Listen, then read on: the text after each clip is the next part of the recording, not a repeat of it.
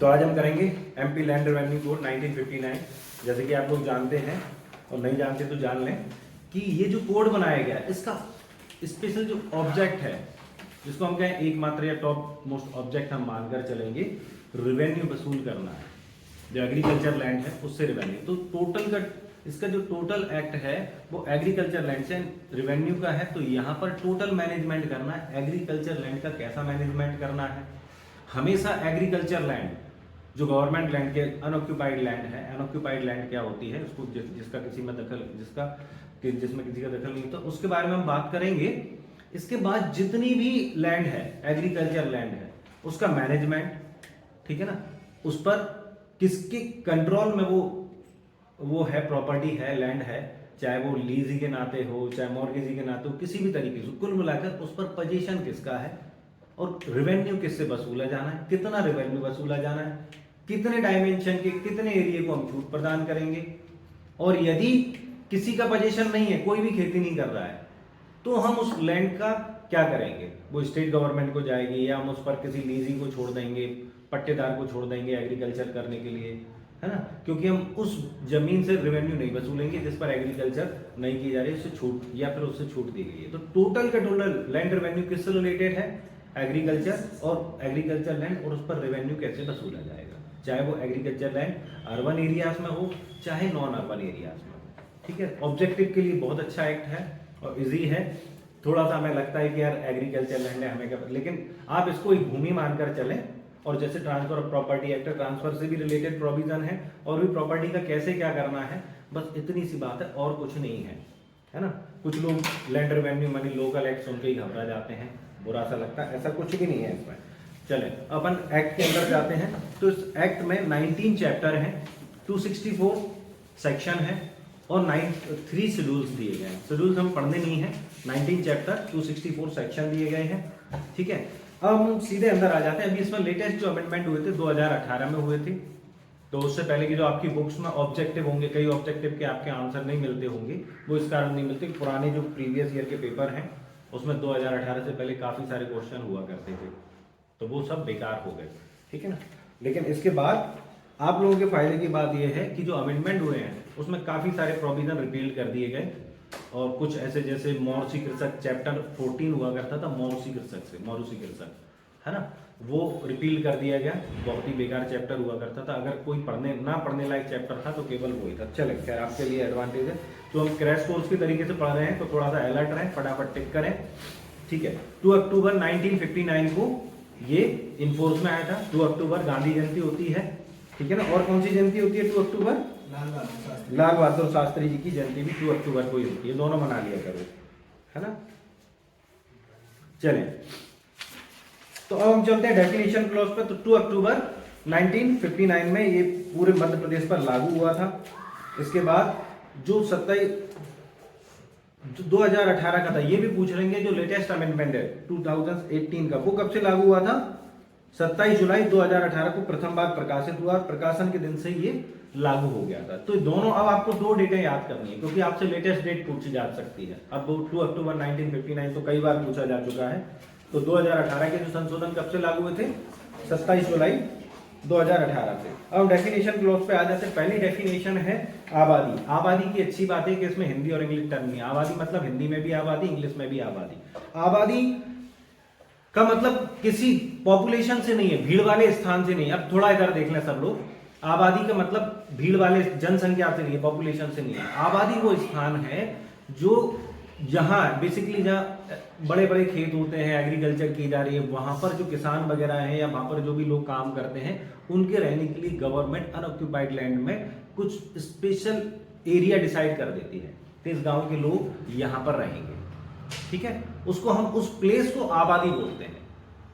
तो आबादी क्या है? पॉपुलेशन नहीं है। आबादी से लगता है आबादी, कितनी आबादी है इस शहर की, नहीं। आबादी का मतलब होता है किसी जगह पर, किसी ग्राम में या कहीं पर, अपन डिटेल में करेंगे, वहां पर लोगों के रहने के लिए और उससे जुड़े हुए जो भी प्रयोजन होते हैं, है ना, अनुसंगिक प्रयोजन, काफी सारे ऐसे, केवल रहता ही नहीं है आदमी, बहुत सारे काम भी करने पड़ते हैं इन द सेंस लोगों को जलाना भी पड़ता है ना, शादी वगैरह भी है और पंचायत वगैरह, वटेवर, हर चीज के लिए, स्कूल वगैरह जो भी है, सबके लिए एक क्षेत्र डिसाइड करते हैं, उसको हम क्या बोलते हैं?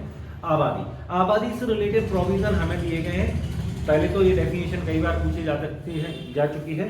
2(1)A याद रखना, इसमें सब सेक्शन 2 है, तो 2(1)A में आता है, ना कि 2A में। यहां पर आपका ऑब्जेक्टिव गलत हो सकता है ना। 2 सबसेक्शन 1 क्लॉज A। इसके बाद जो मेन एक और प्रोविजन आएगा वो आता है 70 में। 70 में सेटलमेंट ऑफिसर आबादी डिसाइड करता है, ठीक है। तो आप यहां पर मेंशन कर लें 70। फिर जो आबादी से रिलेटेड प्रोविजन आते हैं वो आते हैं सेक्शन 243 टू सेक्शन 246। तो आबादी से रिलेटेड प्रोविजन कहां मिलेंगे हमें? एक तो यहां पर 2(1)A में, फिर 70 और 243 से 246 तक में आबादी से रिलेटेड प्रोविजन मिलेंगे। 70 से आबादी जो स्थान है उसको आबादी पर दिए जाने की प्रोसीजर चालू होता है। 264 में आखिरी में ये कह दिया गया है कि 2018 से पहले जो लोग आबादी में क्षेत्र धारण करते थे उनको फ्री होल्ड डिक्लेयर कर दिया जाएगा 246 में, यानी कि अब उनकी संपत्ति हो गई है ना। तो ये प्रोविजन हमें दिए गए हैं, याद रखना। चले, अब आबादी कहां होती है? तो ये कहते हैं ग्राम के निवासियों के निवास। इन्होंने कहा ग्राम देखें, जो ग्राम होते हैं, विलेज होते हैं, वो अर्बन और नॉन अर्बन एरियाज दोनों में हो सकते हैं, ठीक है ना। अगर किसी क्षेत्र को ग्राम बोला जा रहा है तो वो ग्राम है। तो ये कहां पर होता है? ग्राम में, ठीक है। वहां के जो निवासी हैं, ग्राम के निवासियों से या उनके अनुषंगिक प्रयोजन के लिए, तो निवासियों के निवास के लिए और उससे जुड़े हुए जो भी पर्पज है, जुड़े हुए पर्पज मैंने आपको बताया था कि मतलब लोगों को गाड़ना, जलाना, शादी ब्याह का होंगे, समारोह का होंगे, इस टाइप के लिए नदी, कुएं, ये सब जो सब चीजें सब आबादी में आती है कि प्लेस डिसाइड कर दिया जाए। उसके लिए जो अनऑक्यूपाइड लैंड में लैंड डिसाइड की जाती है, सेटलमेंट ऑफिसर के माध्यम से की जाती है सेक्शन 70 में, ठीक है। तो वो होती है आबादी। तो कहां होती है? पहला ऑब्जेक्टिव है ग्राम में। ग्राम कहां का? अर्बन नॉन अर्बन एरियाज, इस पर हमें फोकस नहीं करना। इससे रिलेटेड क्वेश्चन आ सकता है क्योंकि पहले ये नॉन अर्बन एरियाज में हुआ करता था। आज भी वो आपको कंफ्यूज करने के लिए दे सकते हैं। हमें केवल विलेज याद रखने हैं, उसमें होती है उससे। और इसके 2 नाम और होते हैं, ग्राम स्थल या गांव स्थल। हो सकता है कहीं आबादी ना बोलकर उसको क्या बोला जाता है? ग्राम स्थल या गांव स्थल। दैट्स ऑल, इससे ज्यादा हमें कुछ करना नहीं है। फिर आता है एग्रीकल्चर। तो एग्रीकल्चर के अंतर्गत क्या आता है? एग्रीकल्चर के अंतर्गत केवल वो नहीं है जो मतलब बैल और ट्रैक्टर लेके आप खेती कर रहे हैं, है ना। अगर आप गार्डनिंग भी कर रहे हैं एक बड़े स्तर पर तो वो भी एग्रीकल्चर है ना। एग्रीकल्चर में कुक्कुट पालन, मछली पालन भी आता है, ये भी एग्रीकल्चर में ही माना जाता है।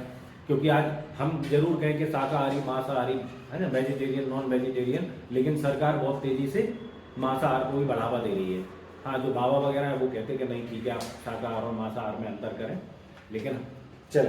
तो उसमें एग्रीकल्चर में सब कुछ आता है। तो जो जितना ऑब्जेक्टिव में कंटेंट बोल रहा हूं उतनों पर विशेष फोकस करें। तो एग्रीकल्चर के अंतर्गत क्या आता है? वार्षिक और नियतकालिक फसलें। याद रखना, वार्षिक और नियतकालिक फसलें और 5 सिंगाड़ा जिसमें उद्यान की उपज भी सम्मिलित है। जब फसलों का डिवाइडेशन करेंगे तो फसलें वार्षिक भी होती हैं, नियतकालिक भी होती हैं। वार्षिक फसलें जो एक पूरे वर्ष उगाई जाती हैं, 1 से 2 बार, जैसे गन्ने की खेती आप कर रहे हैं तो 2 या 3 बार उसको काट सकते हैं, इस तरीके की फसलें होती हैं। अगर आपने पेड़ पौधे लगा दिए, नींबू, आम, अमरूद, तो ये वार्षिक फसलों में आ गए। नियतकालिक फसलों में हमारे जीएस का क्वेश्चन भी आ जाएगा, रबी की फसल, खरीफ की फसल और जायद की फसलें। जायद की फसलें कहाँ चलती हैं? जून जुलाई में चलती हैं, जिसमें खीरे, ककड़ी और तोरई वगैरह आती हैं। अब तो तोरई पूरे साल भर चल जाती और खीरे भी चल जाते हैं, लेकिन वैसे जायद की फसल में आते हैं जो इस टाइप की जो तरकारी सब्जियां उगाई जाती हैं। तो कब से चलती हैं? ये जीएस का क्वेश्चन है, जून और जुलाई में, है ना। मई जून में बोई जाती है, जून जुलाई में काट ली जाती है, 1-2 महीने में काम खत्म। फिर आती है रबी की फसल, फिर खरीफ की फसल। खरीफ की फसल गर्मियों में होती है, जून जुलाई में बोई जाती है और अक्टूबर नवंबर में काटी जाती है। रबी की फसल अक्टूबर नवंबर में बोई जाती है और मार्च अप्रैल के आसपास काट ली जाती है। 3 फसलें होती है, इसको हम बोलते हैं नियतकालिक फसलें। 3 तो नियतकालिक फसलें हमारे पास हैं ही, है ना। ये एलआरसी के लिए नहीं, जीएस के लिए पढ़ रहे हैं। इसमें टाइम पूछ लिया जाएगा कौन सी फसल कब तक चलती है, पूछे जाने लायक क्वेश्चन है जीएस में। तो चले इसको कर लेना। कौन सी हो गई? रबी की फसल, खरीफ की फसल, खरीफ, रबी और जायद, ये 3 सीक्वेंस आ गया। तो भैया वार्षिक और नियतकालिक फसलें, किसी प्रकार की आप फसल उगा रहे हैं जिसमें उद्यान किसान गार्डनिंग भी आती है, सिंघाड़ा उगाना भी एग्रीकल्चर में ही आता है ना। और हॉर्टिकल्चर यानी कि उद्यान कृषि इसी में आता है। फल उद्यान लगाना, उनका देख रेख करना, तो ये भी इसी में आता है। उद्यान के रूप में ऐसा नहीं कि आपने छत पर गार्डन बना लिया, वो एग्रीकल्चर नहीं है। या आपने आधा बीघा में एक प्लॉट में बना लिया, है ना, आपने गार्डन बनाया, उसके लिए चारा चराई और छप्पर छाने की घास के लिए भूमि का आरक्षित किया जाए, तो ये भी एग्रीकल्चर है।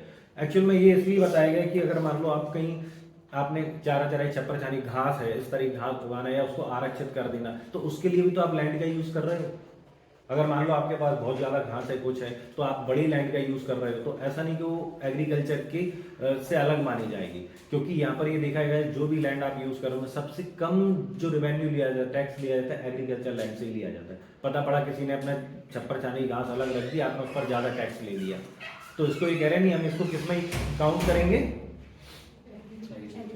है ना, एग्रीकल्चर में ही काउंट करेंगे। फिर आता है नगरीय क्षेत्र की उपान सीमा 5 किलोमीटर की दूरी के भीतर 5 किलोमीटर दूरी पर स्थित किसी क्षेत्र में कुक्कुट पालन, मछली पालन, पशुपालन।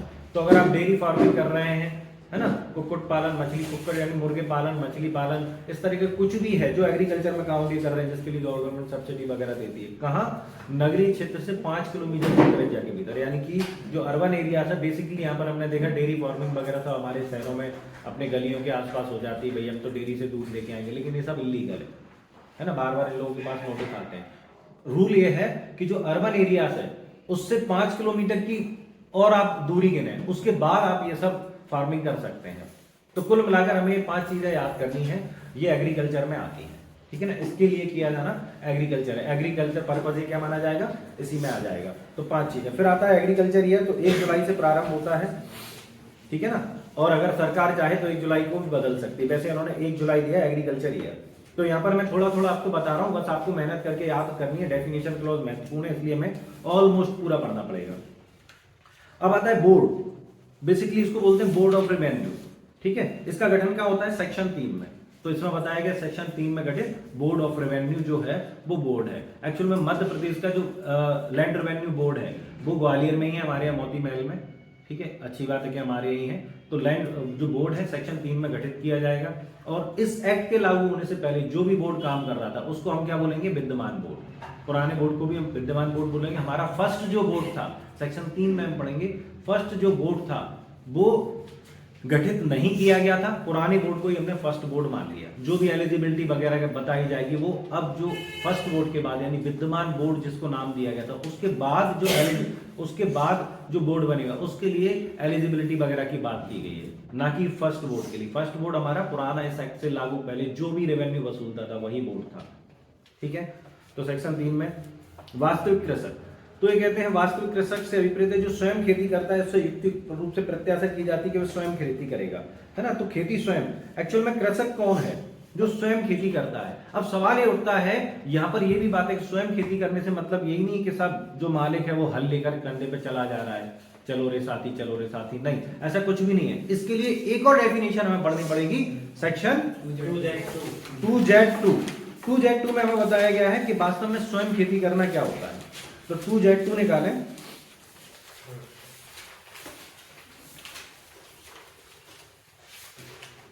हाँ 2Z2 निकालें। इसमें कहते हैं, इसमें हमें 4 कंटेंट दिए गए हैं कि अगर आप इस तरीके से खेती कर रहे हैं तो वो स्वयं खेती करना है। तो पहला वाई ऑन लेबर, ठीक है ना, तो खुद ही कर रहे हैं, जैसे हमने कहा था कि आप स्वयं ही कर रहे हैं, तो आप स्वयं के श्रम द्वारा कर रहे हैं या अपने कुटुंब के किसी सदस्य के श्रम द्वारा कर रहे हैं। आपके जो मेंबर ऑफ फैमिली है, मेंबर ऑफ फैमिली में यहाँ पर कौन आएगा, आप आज खुद आ जाएंगे, माता पिता और बच्चे, ठीक है ना, इतने लोग मेंबर डिफाइन किया गया, आगे हम बता देंगे मेंबर ऑफ। तो या तो आप स्वयं कर रहे हैं या मेंबर ऑफ फैमिली के माध्यम से खेती कर रहे हैं, या आपने मजदूर रखे हुए जिनको आप नकदी या वस्तु के रूप में मेहनताना देते हैं, ना कि फसल के अंश के रूप में। एक्चुअल में जब हम फसल के अंश के रूप में मेहनताना देते हैं तो उसको हम बोलते हैं बटाईदार। बटाईदार वो व्यक्ति होता है जो वास्तव में कृषक के रूप में खेती करता है, ना कि मजदूर के रूप में।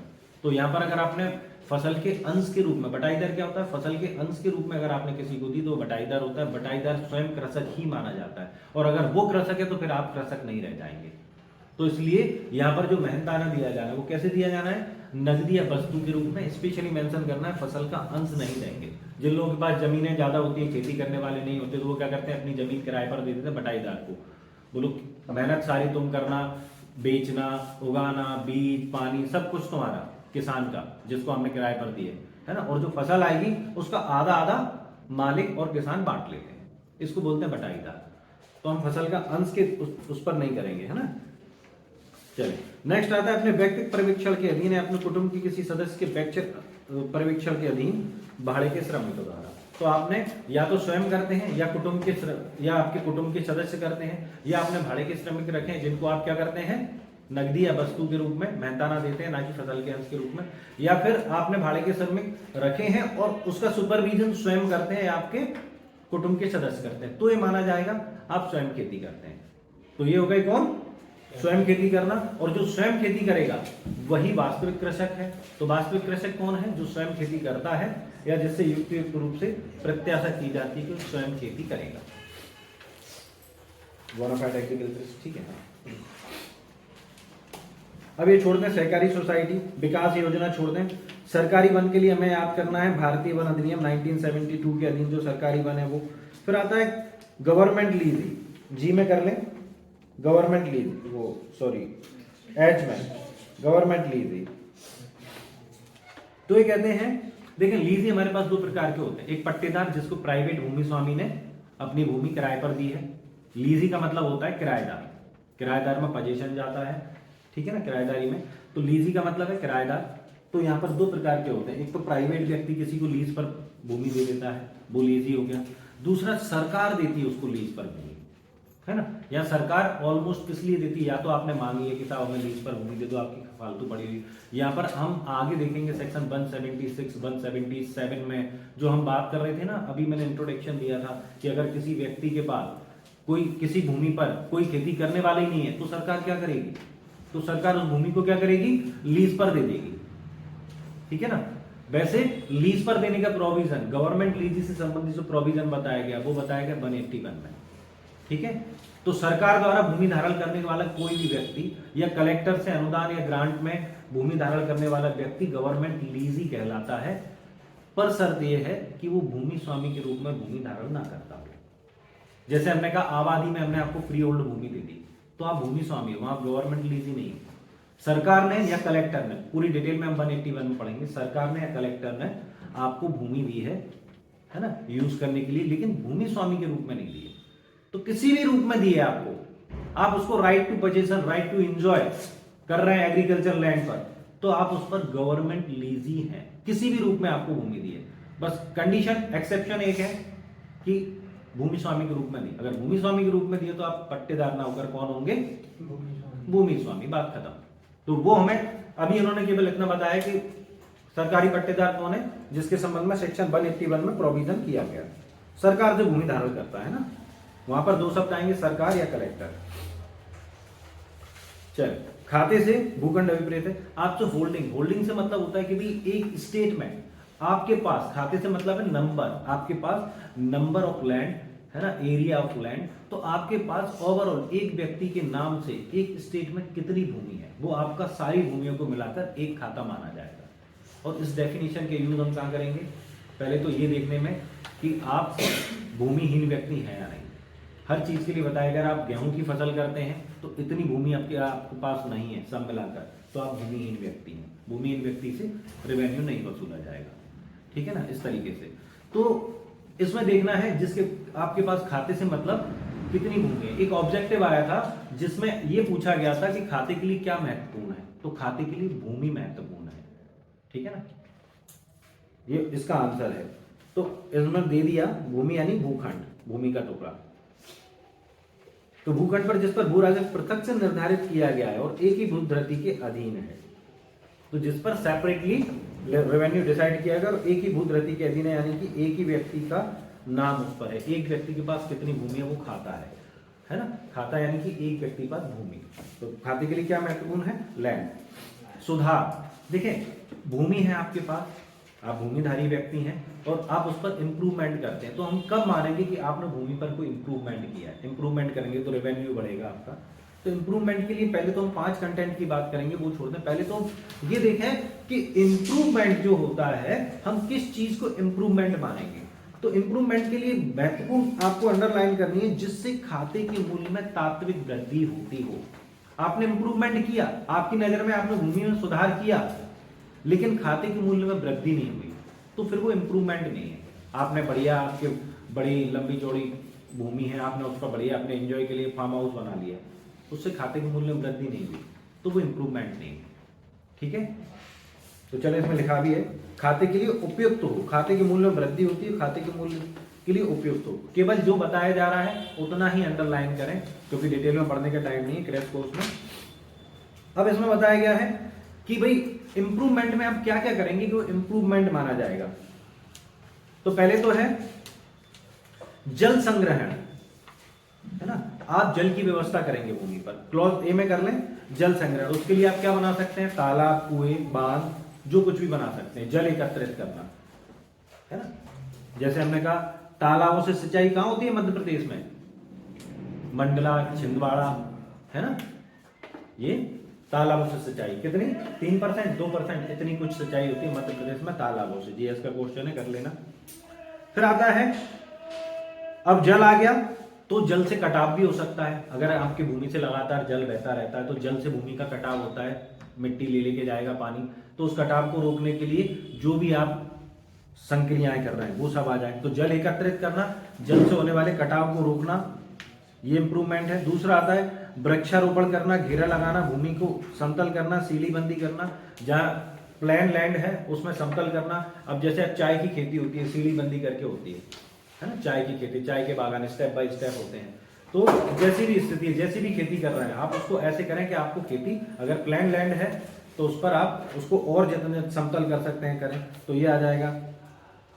फिर आता है नगरीय क्षेत्र में बनाकर सुविधा लायक उपयोग भवन का परिनिर्माण। अगर आप नगरीय क्षेत्र में, आबादी या नगरीय क्षेत्र नहीं है वहां, तो आप वहां पर, हमने क्यों कहा था आबादी, भाई बड़ी लैंड है, पता पड़ा 100 बीघा की लैंड है, अब उसमें आदमी बार बार घर जाएगा, इधर जाएगा, तो काम कैसे करेगा। तो उनसे कहते हैं किसान लोग यहीं पर आबादी में रह लो और अच्छे से खेती करो मजे से, ठीक है ना। तो जहां ना तो हम, हमारी जो लैंड है वो अर्बन एरियाज में है, ना ही वहां पर कोई आबादी है, तो वहां पर यदि आप अपने लिए, जो अभी फार्म हाउस की बात कर रहे थे, बना 2-4 कमरे का निर्माण कर लेते, तो रात को यहीं रुक जाएंगे, जब तक फसल चल रही 2-4 दिन यहीं रुकेंगे, तो इस तरीके का आप कोई भवन निर्माण कर लेते हैं, वो भी इंप्रूवमेंट के अंतर्गत आएगा, ठीक है ना। और ये जो 4 इंप्रूवमेंट हमने किए हैं, इसका रिनोवेशन वगैरह, इसका मेंटेनेंस, ये भी इंप्रूवमेंट ही है, ठीक है। क्लॉज 2 इसका ये कहता है किंतु उसके अंतर्गत नहीं है। इसमें ये देख लें, केवल एक चीज याद कर लें, अस्थायी कुएं, जल सारणियां, अगर आप अस्थायी तौर पर ये सब कर रहे हैं तो फिर वो इंप्रूवमेंट नहीं है। चलो बाकी सब छोड़ दें। भूमि, तो भूमि क्या होती है, भूमि होती है धरती माता, ठीक है ना। अब चाहे वो जल के नीचे हो या ना हो, कोई फर्क नहीं पड़ता। अगर वो पानी के नीचे है तो भी वो भूमि है। भाई पानी के नीचे तो उसमें मछली पाल लो, जरूरी थोड़ी नहीं है तुम सिंगाड़े लगा लो, है ना, जरूरी नहीं है तुम हर जगह हल चलाओ। तो भूमि का मतलब है भूमि का टुकड़ा, चाहे वो जल के नीचे हो या ना हो। इन शॉर्ट आप इतना कर लें। और ऐसी समझ पढ़ लेते हैं, चाहे वह जल के नीचे हो या ना हो, संहिता के प्रतिनिधित्व, वहां उसके संबंध में यह समझा जाएगी उसके अंतर्गत समस्त चीजें जो ऐसी भूमि से बद्ध हैं या भूमि से बद्ध किसी चीज से स्थायी रूप से जकड़ी हुई है, वो भी भूमि है। मान लो भूबद्ध, भूबद्ध क्या होता है, जो भूमि में निविष्ट है, भूमि में बद्ध है, जैसे पेड़, झाड़ियां, भित्तियां, निर्माण। डेफिनेशन क्लॉज टीपी में हमें दिया गया ना। अटैच्ड क्या होता है, लैंड अटैच। तो जो अटैच्ड भूमि से बद्ध है उसमें भित्तियां, निर्माण, पेड़, झाड़ियां, अगर आपने कोई स्थायी दीवार निर्माण कर ली तो वो सब भूमि के अंतर्गत आएंगे, है ना। चाहे वो जल के नीचे का भाग हो, चाहे ऊपर का भाग हो, वो सब भूमि है। फिर आता है भूमिहीन व्यक्ति। तो भूमिहीन व्यक्ति होने के लिए, चूंकि हम एग्रीकल्चर के संबंध में बात कर रहे हैं, तो पहले तो आपको बोनाफाइड एग्रीकल्चरिस्ट होना चाहिए। हम भूमिहीन व्यक्ति की बात किसके संबंध में करेंगे कि एक किसान है, लेकिन ऐसा किसान है जो भूमिहीन है। भूमिहीन किसान को हम क्या है, एक लिमिट तक रेवेन्यू माफ कर देंगे। सेक्शन 58 वगैरह में हम देखेंगे कि रेवेन्यू किन किन भूमियों से रेवेन्यू नहीं वसूला जाएगा। 58A में हम यही देखेंगे रेवेन्यू कहाँ कहाँ नहीं वसूला जाएगा। तो एक व्यक्ति है जो बोनाफाइड एग्रीकल्चरिस्ट है, किसान ही है, लेकिन इसके पास इतनी भूमि नहीं है, अपने और अपने कुटुंब के सदस्यों के साथ मिलकर सबकी भूमि मिलाकर इतनी भूमि नहीं है जो किसी स्पेशल पर्पस के लिए प्रिस्क्राइब की जाए। यहां पर हमें हमारे मतलब का नहीं है, जब हम आगे जाएंगे प्रैक्टिस में जाएंगे तब इन सब चीजों का काम आएगा। यहाँ पर जो प्रिस्क्राइब लैंड है वो कोई ऐसा नहीं कि 5 बीघा 10 बीघा 5 एकड़ 10 एकड़। यहाँ पर ये कह रहे हैं हर फसल के हिसाब से ये देखा जाए कितनी भूमि आपके पास होनी चाहिए कि तो आप उसमें कृषक माने जाएंगे, नहीं तो आप माने जाएंगे भूमिहीन व्यक्ति, है ना। तो भूमिधारी कब माने जाएंगे, जैसे गेहूं के लिए कितना है, चावल के लिए कितना है, बाजरे के लिए कितना है, सरसों के लिए कितना है, हर चीज के लिए अलग अलग प्रिस्क्राइब्ड है। कि इस क्षेत्र में, जैसे मुरैना क्षेत्र में सरसों होती है साहब, तो सरसों के लिए कितनी भूमि होनी चाहिए कि हम इतनी भूमि वाले को हम किसान मान सकें, बोनाफाइड एग्रीकल्चरिस्ट मान सकें, तो जो भी प्रिस्क्राइब की जाए। लेकिन महत्वपूर्ण बात है केवल एक व्यक्ति की नहीं, वो और उसके कुटुंब की, मेंबर ऑफ फैमिली, सबकी मिलाकर जितनी लैंड है हम उसकी बात कर रहे हैं, एक व्यक्ति की नहीं, लिखा हुआ है उसमें, ठीक है। और मेंबर ऑफ फैमिली को यही डिफाइन किया गया है, तो वो आता है, पति पत्नी आते हैं, संतान आते हैं, माता पिता से। तो कौन आते हैं? पति की दशा में पत्नी, पत्नी की दशा में पति और उनके जो भी संतान हो और पेरेंट्स, तो ये सब आते हैं। तो इनको मिलाकर अगर वो इतनी भूमि नहीं धारण करता है जो किसी फसल के संबंध में प्रिस्क्राइब है, तब वो भूमिहीन व्यक्ति है। तो इसके लिए हमें क्या देखना पड़ेगा? होल्डिंग खाता। जरूरी नहीं वो भूमि एक ही जगह एक साथ हो, अलग अलग टुकड़ों में हो सकती है, ठीक है। भू अभिलेख से संहिता के अधीन रखे गए अभिलेख अभिप्रेत हैं। भू राजस्व से अभिप्रेत। तो लैंड रेवेन्यू क्या होता है? लैंड रेवेन्यू, देखो, अगर एक प्राइवेट लीजी अपने पट्टाकर्ता को रेवेन्यू दे रहा है तो वो लैंड रेवेन्यू है। लैंड रेवेन्यू मांगती है गवर्नमेंट, स्टेट गवर्नमेंट, तो सरकार को द्वारा दे समस्त धन लैंड रेवेन्यू है, ठीक है ना। अब चाहे आप अपनी भूमि के संबंध में दे रहे हैं, लगान दे रहे हैं, कुछ भी दे रहे हैं, या फिर सरकारी पट्टेदार सरकार को दे रहा है, उसने जिस रूप में भी भूमि धारण की है, जिस रूप में, जिस अधिकार से वो भूमि धारण करता है, अगर वो किसको दे रहा है? गवर्नमेंट को, तो वो कौन है? वो चीज रेवेन्यू है। सरकार के प्राप्त भूमि के उपयोग के लिए सरकार के प्राप्त पहुंचने वाली चीज क्या है? रेवेन्यू, इन शॉर्ट, ठीक है ना। उसका कोई भी नाम हो सकता है, तो हम पढ़ लेते हैं। धारित भूमि राज्य सरकार को दे समस्त धन, किसको? राज्य सरकार को दे समस्त धन, जिसमें प्रीमियम, लगान, पट्टा धन, प्रमुक्ति, वाटेवर जो कुछ भी है। मैंने आपको क्या बताया? गवर्नमेंट को दे रहे हैं। हो सकता है किसी क्षेत्र में उस चीज को कुछ और कहते हैं, वो सब जो कुछ भी आप बोलो वो सब किस लिए दे रहे हो? कि भाई हम या तो सरकार से हमने किराए पर भूमि ली है, लीज पर भूमि इसलिए दे रहे हैं, या फिर हम देश में रह रहे हैं, राज्य में रह रहे हैं, ठीक है ना। और आगे हमें ये सेक्शन 57 में साफ तौर पर लिखा है समस्त भूमियां राज्य सरकार की हैं, है ना। उसमें बहता हुआ पानी, गड़ा हुआ धन, कंकड़, मुरम, पत्थर, एवरीथिंग किसका है? राज्य सरकार का। हम केवल रेवेन्यू देकर रह रहे हैं, तो चाहे किराए के तौर पर या इस तरीके से आप भूमि स्वामी के तौर पर रह रहे हैं, फिर भी आपको टैक्स देना पड़ेगा। तो जो कुछ भी आप देंगे सरकार को वो क्या है? रेवेन्यू। लेकिन एक प्राइवेट भूमि स्वामी अपने किराएदार से, चाहे उसने भूमि एग्रीकल्चर कर दी, उससे जो रेवेन्यू वसूल रहा है वो रेवेन्यू नहीं है, ठीक है। वो लगान हो सकता है, रेंट हो सकता है, लीज मनी हो सकती है, मॉर्गेज मनी हो सकती है, नहीं मॉर्गेज मनी दूसरा वसूलेगा, ठीक है। तो वो सब क्या है? सरकार के वसूले को लैंड रेवेन्यू। विधि व्यवसायी, तो इसमें एक्ट याद कर लेना, विधि व्यवसायी अधिनियम 1879 के अधीन मध्य प्रदेश के न्यायालयों में जो क्या कर रहा है? विधि व्यवसाय करने का अधिकार है। नेक्स्ट, आम्रकुंज। दो डेफिनेशन है हमारे पास, ओ में है आम्रकुंज और एक और हमारे पास पी में है फलोद्यान, ऑर्चर्ड। तो इसमें सुन लें, समझ लें, इसको देखने पढ़ने की जरूरत नहीं है, टाइटल जरूर याद कर लेना कौन सा कहां पर है। आम्रकुंज और फलोद्यान एक ही डेफिनेशन है कि किसी जगह पर या तो आम के पेड़ या फलोद्यान किसी प्रकार के फल के पेड़ इतनी मात्रा में लगाया जाना कि उसका उस भूमि का अन्य उपयोग के लिए लाया जाना रुक जाए। अब उस पर और कुछ नहीं हो सकता। या फिर जब वो पेड़ लगाए जा रहे हैं तो ये युक्तियुक्त रूप से आशंका है कि जब ये पेड़ बढ़ जाएंगे तो इस भूमि का अन्य उपयोग में आया जाना रुक जाएगा। तो अगर वो आम के पेड़ हैं तो वो मैंगो ग्रो हो गया, और यदि वो अन्य फलों के पेड़ हैं तो ऑर्चर्ड, फलोद्यान हो गया। ये डेफिनेशन है, क्लियर? यही लिखा है। या तो वो आज लगे हुए हैं तो अन्य उपयोग में लाया जाना, अब आप उसको और कुछ नहीं कर सकते, ठीक है ना। इसको हम वार्षिक फसलों में ले सकते हैं। और यदि हम आज पौधे लगा रहे हैं तो कल जब भी वो बढ़ जाएंगे तो इसका मतलब क्या होगा? फिर जब भी ये बढ़ जाएंगे तो इसका अन्य उपयोग में लाया जाना रुक जाएगा, ठीक है। तो दो डेफिनेशन होगी। बाजार मूल्य, तो इसमें कर लें कलेक्टर द्वारा मार्गदर्शक सिद्धांत, इतना सा कर लें, समझने की जरूरत नहीं है। भूखंड संख्यांक, तो भूखंड संख्यांक क्या होते हैं? जो ब्लॉक नंबर पड़े हुए हैं, प्लॉट नंबर, भूमि पर पड़े हुए प्लॉट नंबर, ठीक है। इसको पढ़ने की जरूरत नहीं है। हर भूमि पर नंबर पड़ा होता है, हमें नहीं पता पड़ा होता कि कौन सा है। जैसे ही आप जाएंगे रेवेन्यू ऑफिस में, तहसील में जाएंगे तो आपको पता पड़ जाएगा कौन सी भूमि पर कौन सा नंबर पड़ा है। ठीक है, अब आता है रिकॉग्नाइज्ड एजेंट।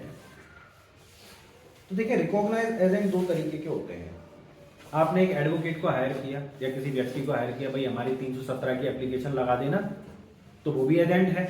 लेकिन आप एक व्यक्ति को ऐसे भी हायर कर सकते हो कि वो आपकी ओर से सारे काम करेगा। मतलब इवन आपको, आप उसको इस ये भी राइट दे सकते हो, भूमि हमारी है, हम तुम्हें इसको बेचने का भी राइट दे रहे हैं, इसको तुम बेचो, इससे रिलेटेड जो भी केस आए, जो कुछ भी, हर चीज तुम मालिक की तरह काम करो, ये भी राइट दे सकते हैं हम। इसको हम क्या बोलते हैं, power of attorney holder.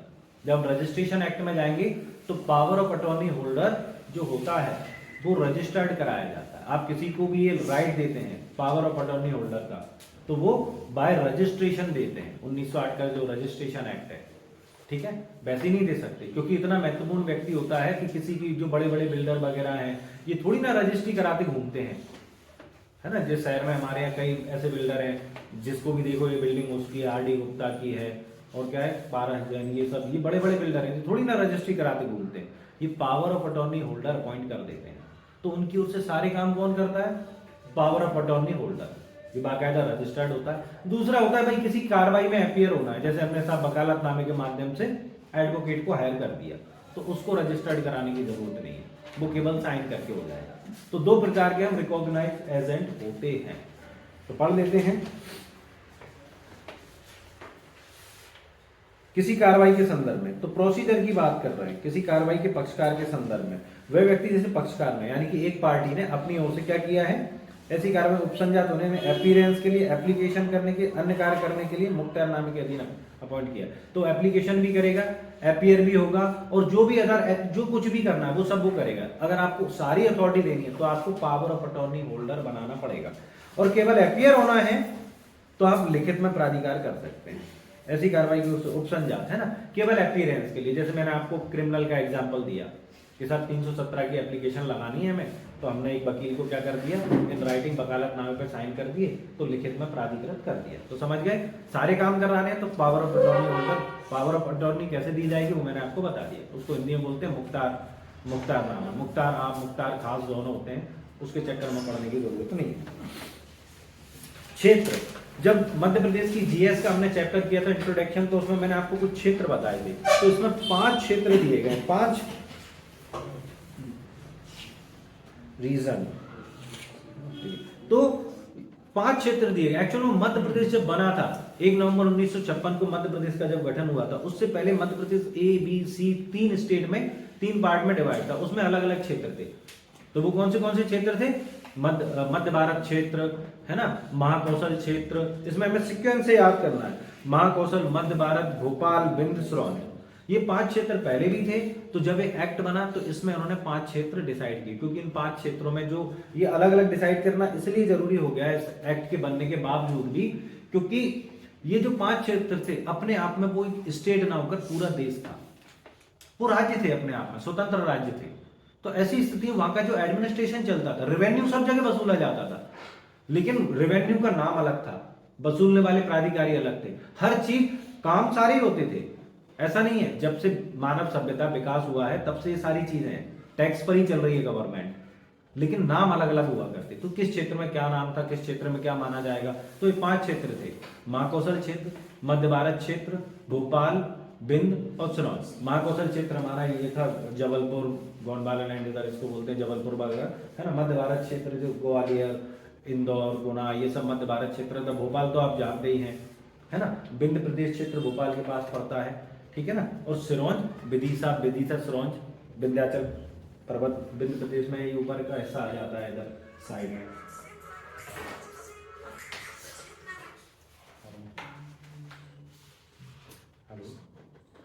Hello, हाँ जी बता। हेलो, काट देना मतलब ये वाला तो बात चले। तो हमें 5 क्षेत्र याद करने हैं, इसकी हमें जरूरत पड़ेगी सेक्शन 158 में। किसमें? 158 में। इन 5 क्षेत्रों में ये वहां पर हम ये देखेंगे कि किस क्षेत्र में कौन सा व्यक्ति किस नाते किस अधिकार से भूमि धारण करता है, तो हम उसको भूमि स्वामी घोषित कर देंगे। हाँ, तो क्षेत्र की हमें जरूरत क्या पड़ेगी? 158 में। चलें, लगान। अब देखें, ये लगान की डेफिनेशन बात कर रहे हैं रेंट की, ठीक है। रेंट कौन देता है? अगर प्राइवेट भूमि स्वामी से किसी ने किराए पर भूमि ली है, पट्टे के रूप में ही लेंगे, यहाँ पर वो नहीं चलेगा एक्सप्लॉयटेशन कंट्रोल एक्ट, तो वो भी रेंट देगा, उसको हम लगान बोलेंगे। लगान को इंग्लिश में रेंट बोलते हैं, किराया, ठीक है ना। तो और जो सरकारी पट्टेदार है वो सरकार को जो रेवेन्यू दे रहा है वो भी लगान ही है, दे तो वो फाइनली किराया ही रहा है ना, भूमि से लेने का, भूमि को यूज का। तो ये कहते हैं पट्टेदार द्वारा अपने भूमि स्वामी को और सरकारी पट्टेदार द्वारा सरकार को धन या वस्तु के रूप में संदर्भित किया जा सकता है। तो कुल मिलाकर जो पट्टेदार है, लीजी है, वो अपने भूमि स्वामी को दे रहा है, और यदि सरकारी पट्टेदार है तो गवर्नमेंट को, गवर्नमेंट लीज 181 में बताया गया है, वो गवर्नमेंट को दे रही, तो क्या है? रेंट, लगान, ठीक है ना। और अगर ये लगान सरकारी पट्टेदार सरकार को दे रहा है तो वो रेवेन्यू कहलाएगा, और अगर प्राइवेट भूमि स्वामी को उसका जो किराएदार है, लीजी है, वो दे रहा है तो वो लगान ही कहलाएगा।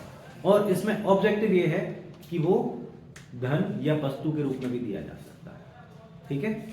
धन के रूप में ही देते हैं, वस्तु कौन लेता है, लेकिन लिखा है कि धन और वस्तु दोनों के रूप में दिया जा सकता है। अब आता है राजस्व अधिकारी से विपरीत है, ठीक है। तो राजस्व अधिकारी से क्या विपरीत है? धारा 11 में उल्लिखित अधिकारी। सेक्शन 11 में यह बताया गया कि रेवेन्यू ऑफिसर कौन कौन होंगे, ठीक है।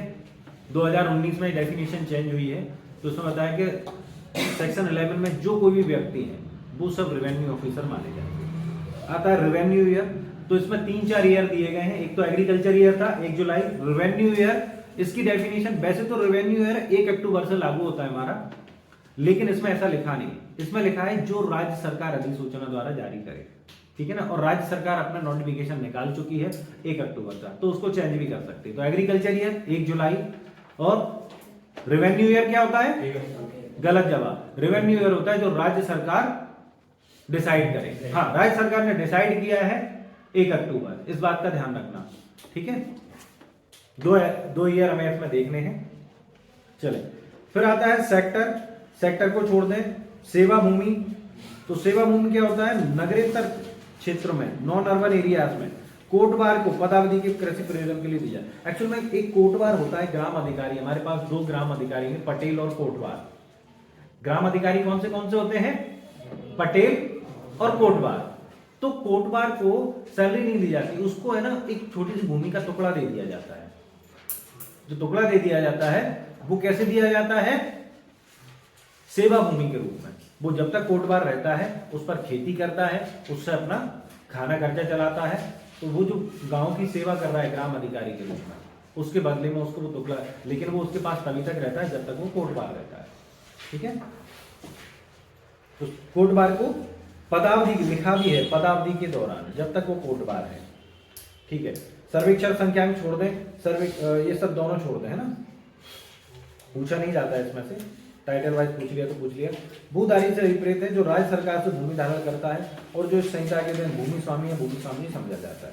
तो राज्य सरकार 2 तरीके से हमें देती है। हमने कहा एक तो सरकारी पट्टेदार के नाते भूमि दे रही है, दूसरा भूमि स्वामी के नाते हमें भूमि दे रही है। तो भूमि स्वामी अधिकारों में जो भूमि दे रही है सरकार से, वो व्यक्ति जो भूमि स्वामी के अधिकारों में भूमि धारण करता है भूमिधारी है, और जो सरकारी पट्टेदार यानी भूमिधारी से अलग, भूमि स्वामी से अलग रूप में किसी प्रकार से भूमि धारण करता है, तो 181 में कौन है?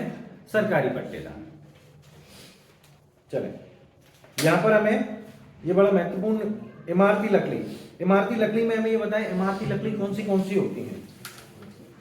टिम्बर ट्री, है ना। हमें ये क्वेश्चन करना है निगेटिव सेंस में। निगेटिव सेंस में इसका आंसर है नीम और आम।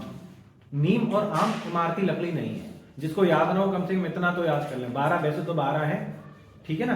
सागवान, बीजा, शीशम, साल, तिनसा, एनिया, साग, चंदन, हल्दू, मुंडी, अर्जुन, खमार। तो इस तरीके के 12 हमारे पास इमारती लकड़ियां हैं, टिम्बर ट्रीज हैं। लेकिन हमसे पूछा जाएगा नेगेटिव सेंस में कौन सा? आम और नीम, आज तक यही क्वेश्चन पूछे गए, आम और नीम इमारती लकड़ी नहीं है। ठीक है, चले डेफिनेशन दी गई है Z1 में, ये भी महत्वपूर्ण है, Z1 में इसकी डेफिनेशन दी गई है। और वैसे अगर आप याद कर लें डेफिनेशन इसके इमारती लकड़ियों के तो बहुत अच्छी बात है। स्वयं खेती करना हम कर चुके हैं। फिर आता है दखल रहित भूमि। तो सरकार की सारी भूमियां सेक्शन 57 में क्या बोला है, समस्त भूमियां राज्य सरकार की हैं। ठीक है ना।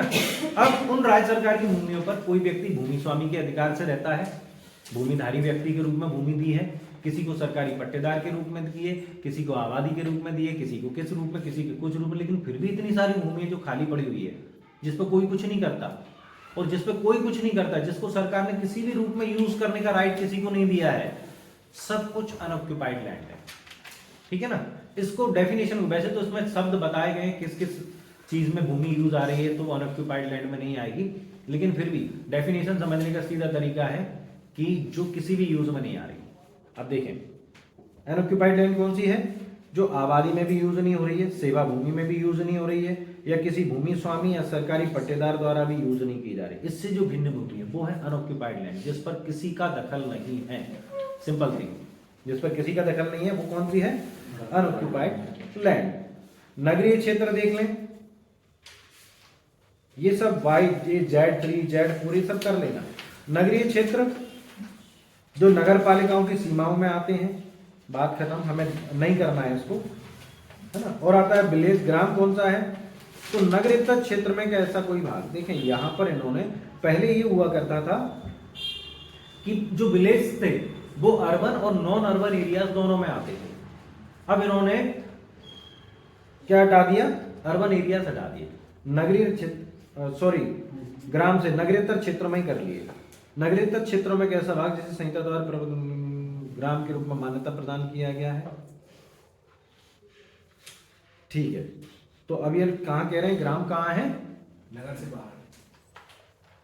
अच्छा नगरीयतर, ठीक है ना। तो नॉन अर्बन एरियाज में, नगर क्षेत्र से उन्होंने इसको हटा दिया। पहले दोनों जगह हुआ करते थे, अर्बन नॉन अर्बन एरियाज में, अब इन्होंने अर्बन एरिया से हटा दिया।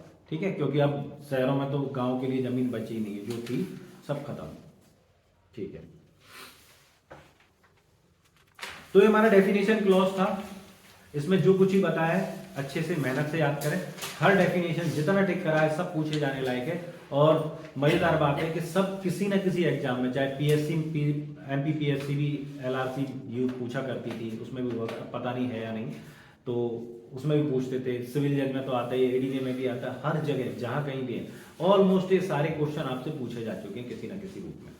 चले अब हम चैप्टर 2 करते हैं, बोर्ड ऑफ रेवेन्यू। तो बोर्ड ऑफ रेवेन्यू हमें डेफिनेशन क्या दिया गया था, बोर्ड से अभिप्रेत है धारा 3 के अधीन गठित राजस्व मंडल बोर्ड। तो भैया जो बोर्ड ऑफ रेवेन्यू उसका गठन कौन करता है, स्टेट गवर्नमेंट करती है। दो या दो से अधिक कितने सदस्य, यानी कि मिनिमम इसमें कितने सदस्य होंगे,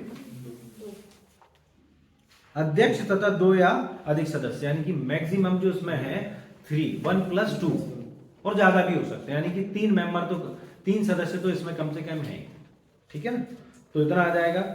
और जब ये एक्ट बना था, कोड बना था, एक्चुअल में कोड है, जब ये बना था तो उस वक्त जो भी बोर्ड काम कर रहा था वो जिस रूप में भी जाना जाता था वो क्या कहलाएगा, विद्यमान मंडल, यानी कि जो उस वक्त अस्तित्व में था। ठीक है ना, उसके बाद फिर इन्होंने उसमें सदस्य गठित करना चालू किए। तो विद्यमान मंडल क्या होता है, जो इस एक्ट के लागू होते समय, कोड के लागू होते समय जो भी पहले काम कर रहा था। क्लॉज 3 कहता है उसी के अध्यक्ष और सदस्य, इसके प्रथम अध्यक्ष और सदस्य माने जाएंगे। यानी कि हमसे अगर ये पूछा जाए, जैसे हर जो भी संस्था बनती है, कुछ बनते हुए, इसका पहला अध्यक्ष कौन था, तो हमें बताए मतलब ही नहीं है इसका पहला अध्यक्ष कौन था, बनाया ही नहीं गया था, क्योंकि जो पहले चल रहे थे वो इसके पहले अध्यक्ष और सदस्य माने जाएंगे। तो ये 2-3 पॉइंट है। स्टेट गवर्नमेंट बनाएगी, सबसे पहला जो था वो विद्यमान मंडल था, और सबसे पहले अध्यक्ष और सदस्य कौन थे, जो विद्यमान मंडल और उसके सदस्य थे। चलो ठीक है ना, और 1+2 से ये गठित होगा, अध्यक्ष और 2 सदस्य। क्लॉज 4, तो इसका जो प्रधान स्थान है राज्य सरकार अधिसूचित करेगी, और राज्य सरकार ने इसको ग्वालियर डिसाइड कर दिया ऑलरेडी। ठीक है ना, लेकिन राज्य सरकार के परामर्श से अध्यक्ष प्रदेश के किसी भी स्थान पर क्लॉज 2 में दिया गया, इसकी बैठकें कर सके। तो प्रधान सीट क्या है, प्रिंसिपल सीट क्या है इसकी, ग्वालियर, है ना। लेकिन एक्ट में ये दिया गया कि जो राज्य सरकार डिसाइड कर, राज्य सरकार ग्वालियर को डिसाइड कर चुकी है। मंडल के सदस्यों की सेवा शर्तें, तो राज्य सरकार डिसाइड करेगी, राज्य सरकार इनका अपॉइंटमेंट करेगी। मंडल के जितने भी सदस्य होंगे, जो विद्यमान मंडल था पहले अध्यक्ष और सदस्य को छोड़कर कौन करेगा? राज्य सरकार, है ना। सब क्लोज थिंग में चले जाएं सीधे सीधे। इसकी योग्यता क्या होगी? तो योग्यता इनकी ये है कि पहले तो उसमें उच्च न्यायालय के न्यायाधीश बनने की योग्यता होनी चाहिए। उच्च न्यायालय के न्यायाधीश बनने की योग्यता यह कि चाहे तो वो 10 वर्ष तक न्यायाधीश के रूप में कार्य कर चुका हो या फिर 10 वर्ष तक अधिवक्ता के रूप में व्यवसाय कर चुका हो, दोनों 10-10 है, ठीक है। और दूसरा आता है रेवेन्यू ऑफिसर रह चुका हो कम से कम 5 वर्ष तक कलेक्टर से पद श्रेणी के अनियमित पद श्रेणी का, यानी कम से कम इतनी पद श्रेणी का, चाहे वो कमिश्नर रहा हो, कलेक्टर से नीचे का नहीं होना चाहिए। रेवेन्यू ऑफिसर जिसने 5 वर्ष तक कलेक्टर या कलेक्टर से ऊपर या समकक्ष श्रेणी के अधिकारी के रूप में कार्य किया है। तो हाईकोर्ट जज की योग्यता और 5 वर्ष तक रेवेन्यू ऑफिसर के रूप में काम करना, कलेक्टर से अनियमित पद श्रेणी। रेवेन्यू ऑफिसर तहसीलदार भी होता है, लेकिन हमें कम से कम कलेक्टर चाहिए, वो बोर्ड का सदस्य बनेगा, ठीक है। वेतन भत्ते राज्य की संचित निधि पर वारित होंगे। मंडल की अधिकारिता टाइटल वाइज कर लें। इसमें राज्य सरकार या केंद्रीय सरकार भी है जो अधिसूचना द्वारा विनिर्दिष्ट करे, कुछ भूमियां केंद्र सरकार की भी होती है। फिर आता है मंडल की अधीक्षण संबंधी शक्ति, तो पावर ऑफ सुपरविजन सुपरिटेंडेंट कहां दिया गया? 8 में टाइटल वाइज करना। 9 में आ जाए, एक सदस्यीय बहुसदस्यीय न्यायपीठों द्वारा अधिकारिता का प्रयोग, टाइटल वाइज कर लें। और इस 10 इस संहिता के प्रारंभ के समय लंबित मामले, तो जो भी लंबित थे, जो कुछ भी अपीलें, रिवीजन, ट्रायल, सब कुछ किसके द्वारा सुना जाएगा? जो नया मंडल है, क्योंकि पुराना मंडल तो हमने खत्म ही कर दिया। खत्म किया था या नहीं? कहाँ किया था? पुराने को ही नया बना दिया, तो पुराना बचा ही नहीं, ठीक है ना। पुराने को ही हमने नया बता दिया, तो पुराना ऑटोमेटिकली नहीं बचा, तो वही सुनेगा। तो ये आपको टाइटल वाइज करने हैं, ठीक है।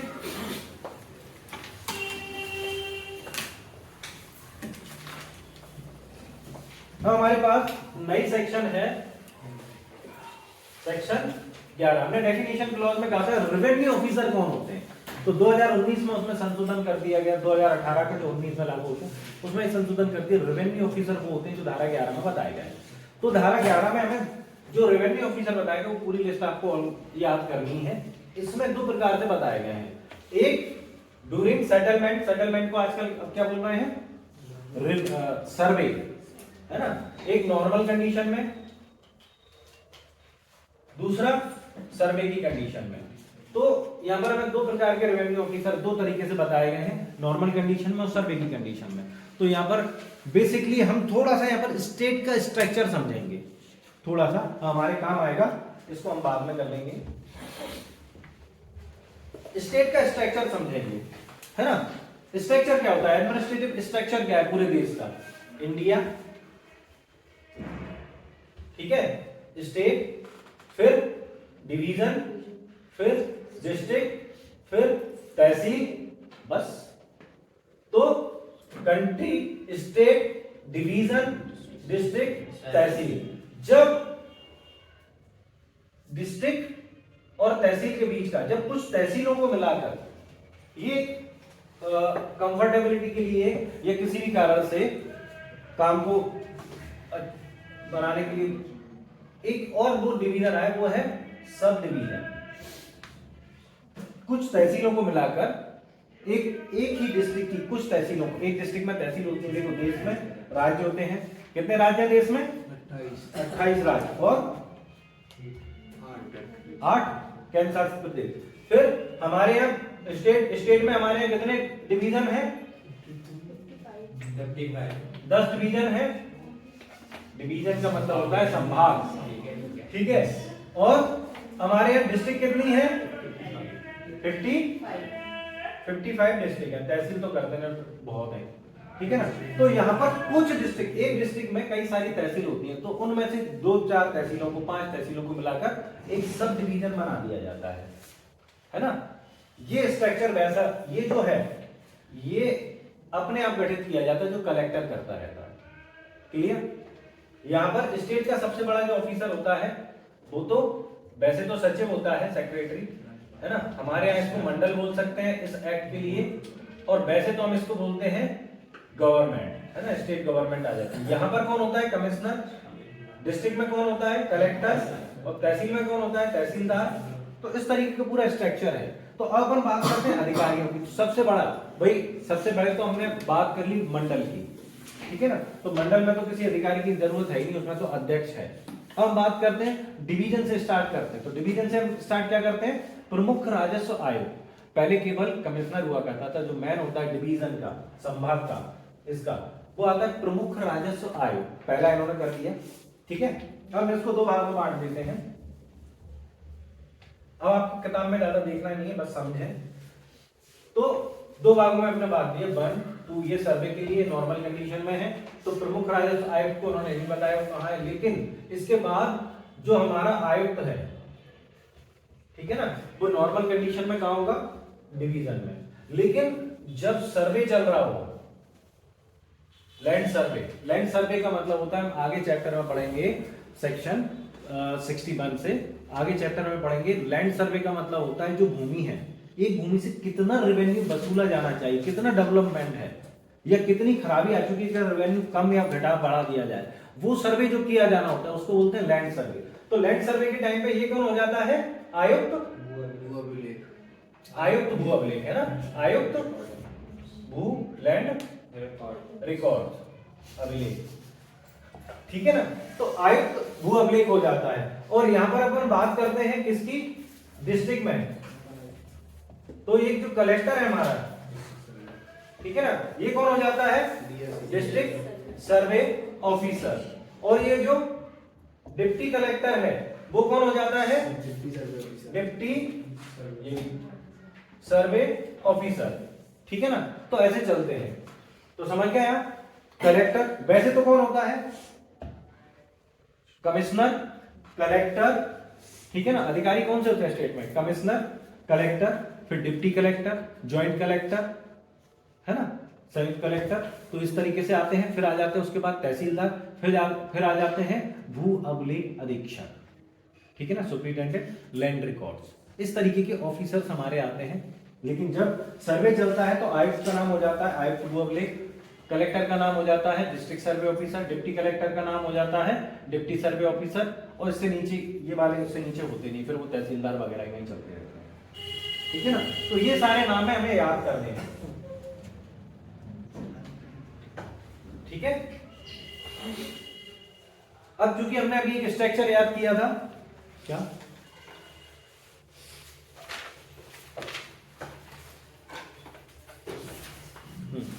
अभी हमने एक स्ट्रक्चर याद किया था, स्टेट,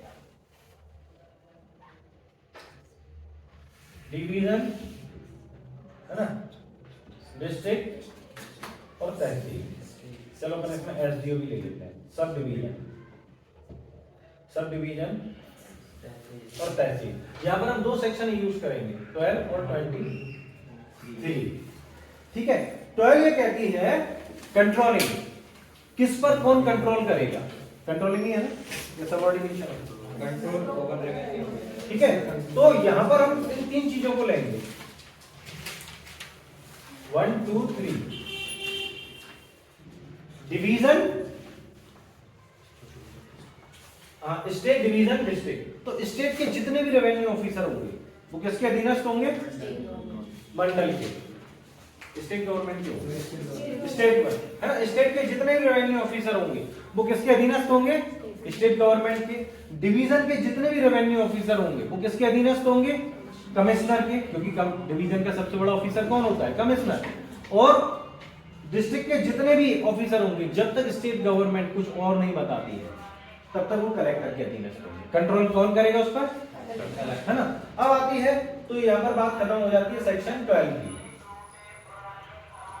अब ये आती है सेक्शन 23, ये सब ऑर्डिनेशन की बात कर रहे हैं, कौन किसके अधीनस्थ माना है। दोनों को अलग अलग शब्द दे दिए, क्यों दे दिए क्या वही जाने। तो एक सब डिवीजन के जितने भी रेवेन्यू ऑफिसर होंगे वो किसके सब ऑर्डिनेशन में होंगे? एसडीओ। और एक तहसील के जितने भी अपर तहसीलदार, एडिशनल तहसीलदार, है ना, नायब तहसीलदार, वो किसके सब ऑर्डिनेशन में होंगे? तहसीलदार, ये हमें बताया गया सेक्शन 23 में। तो ये आपको अपने दिमाग में सेट करना, ये जो चैप्टर पूरा चलेगा अपना टोटल लॉजिकल चैप्टर है, इसमें कुछ भी पढ़ने का नहीं है। अपने दिमाग को अलर्ट रखें, बस इतना जो बताया जा रहा है ध्यान में रखें, ठीक है ना। इसके बाद आती है सेक्शन 13। सेक्शन 13 कहती है कि भाई जो सरकार है वो सरकार एक्चुअल में स्टेट गवर्नमेंट है, उसमें वो सरकार स्टेट का जो भी एरिया है उसमें संशोधन कर सकती है ना, संभाग घटा बढ़ा सकती है। जैसे हमने अभी देखा लगातार चुनाव के टाइम पे ही हमारे शिवराज सिंह चौहान ने 2 नए डिस्ट्रिक्ट बना दिए। कौन से 2 नए डिस्ट्रिक्ट बना दिए? महूगंज और पांडुना। हाँ, तो ये 2 नए डिस्ट्रिक्ट हमारे यहाँ बना दिए गए। महत्वपूर्ण क्वेश्चन है जीएस का, कम से कम कितना कर लेना, कौन सी डिस्ट्रिक्ट थी उससे विभाजित करके बनाए गए, कौन सी डेट में बनाए गए, उसमें कितनी तहसील वगैरह आती हैं, ठीक है ना, इस तरीके से।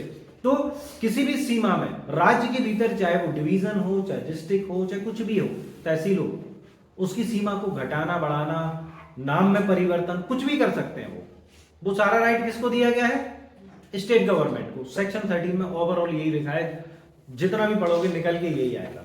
हाँ, एक नया प्रोविजन अभी हमारे यहाँ जरूर जोड़ा गया था, जब भी ऐसा करते हैं तो जनता से आपत्ति आमंत्रित कर ले। आपत्ति आमंत्रित करने का मतलब जैसे हम नोटिफिकेशन जारी करते हैं, न्यूज़पेपर में आ गया, ठीक है ना, अगर किसी कोई ऑब्जेक्शन है तो अभी बता दे, फिर लोग प्रोटेस्ट करते हैं, है ना। कई बार देखा होगा ना आपने, लोग प्रोटेस्ट करते हैं कि भाई लोग प्रोटेस्ट करते हैं, तो आपत्ति आमंत्रित करने वाली जो बात है तो वो हमें एक और नई जोड़ दी गई थी। क्लियर? तो इतना हमें सेक्शन 13 में याद रखना है। अब एक सेक्शन और जोड़ा गया 2018 में, 13A। इसमें प्रिंसिपल कमिश्नर लैंड रिकॉर्ड की नियुक्ति की गई। अब एक और प्रिंसिपल समझ लें।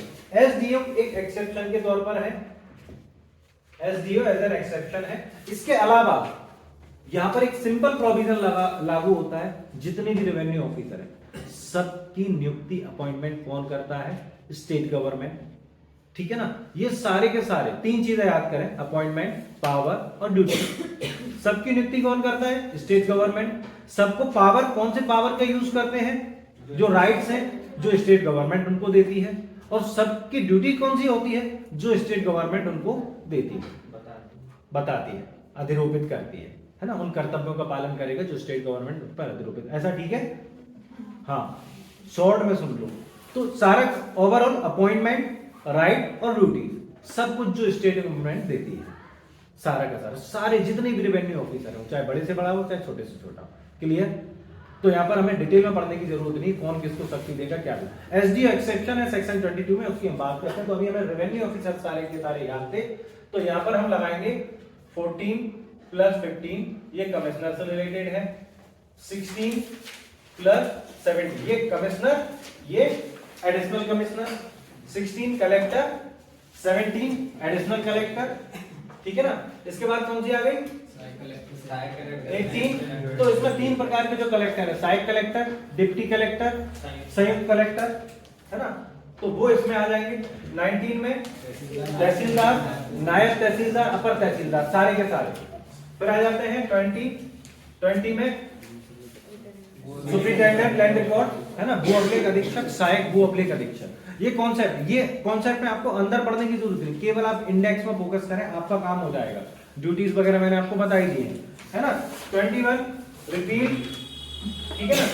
22 जो सेक्शन है ये थोड़ी एसडीओ से रिलेटेड है। तो पहला क्वेश्चन तो ये है, वैसे सिली क्वेश्चन है, मतलब आपस में मजाक करने में ही ठीक लगता है कि एसडीओ को देखो, हमने कहा एसडीओ एक सुविधा के लिए वो बनाया गया है पद, तो वो स्टेट गवर्नमेंट की लिस्ट में नहीं है, ठीक है। तो एसडीओ, यहां पर एसडीओ का नियुक्ति नहीं की थी, उसको भार साधन दिया जाता है। भार साधन नहीं, कलेक्टर, ये 3 जो नाम आए थे अभी हमारे यहाँ पर, सहायक कलेक्टर, संयुक्त कलेक्टर, डिप्टी कलेक्टर, इन लोगों को, इनमें से किसी को कुछ जो वो होते हैं सब डिवीजन, उसका भार साधन देते, अपॉइंटमेंट नहीं होता है ना, उसको दे देते भाई तुम ये संभालो इतने समय के लिए। तो ये क्या होता है? भार साधन लिया जाता है। कार्य क्षेत्र किसको सौंप दिया जाता है? संयुक्त कलेक्टर, डिप्टी कलेक्टर या सहायक कलेक्टर में से किसी व्यक्ति के पद के। और जिनको इस प्रकार का भार सौंपा जाता है वो कहलाते हैं सब डिवीजन ऑफिसर, एसडीओ। ये हर जगह होता है, पुलिस में भी होता है सब डिवीजन पुलिस ऑफिसर, हर जगह होता है सब डिवीजन, ठीक है। तो इस तरीके से भार साधन दिया जाता है। केवल देता कौन है? कलेक्टर। इतना क्लियर। तो यहाँ पर इसका अपॉइंटमेंट नहीं होता, यहाँ राज्य सरकार नहीं आएगा। बाकी सेक्शन 13A टू सेक्शन 20 जितने भी अपॉइंटमेंट होते हैं वो सब राज्य सरकार के माध्यम से होते हैं। अब बाकी बचे आपके डिप्टी सर्वे ऑफिसर वगैरह, इसकी बात हम करेंगे सेक्शन 61 से, क्योंकि वो तब आएंगे जब सर्वे स्टार्ट होगा। तो इतना बात समझ में आ गई आप लोगों की, ठीक है। अब आ जाते हैं सेक्शन 24। तो 24 क्या कहता है?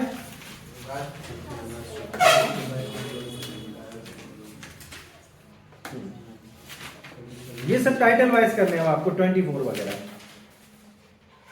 इसमें पावर ऑफ डेलीगेशन टाइप का आप समझ लें तो ये कहते हैं राज्य सरकार किसी की पावर किसी को भी दे सकती है, किसी लोक सेवक को, है ना, या स्थानीय निकाय को किसी भी पावर किसी को भी दे सकती है, सर्वेंट या लोकल बॉडी किसी को भी दे सकती है। लेकिन इन्होंने प्रोविजो में ये कुछ बताए हैं, बोले ये पावर हम किसी को नहीं देंगे, ये उन्हीं की है जिनकी है, इसमें से कुछ आना नहीं है, केवल टाइटल वाइज कर लें।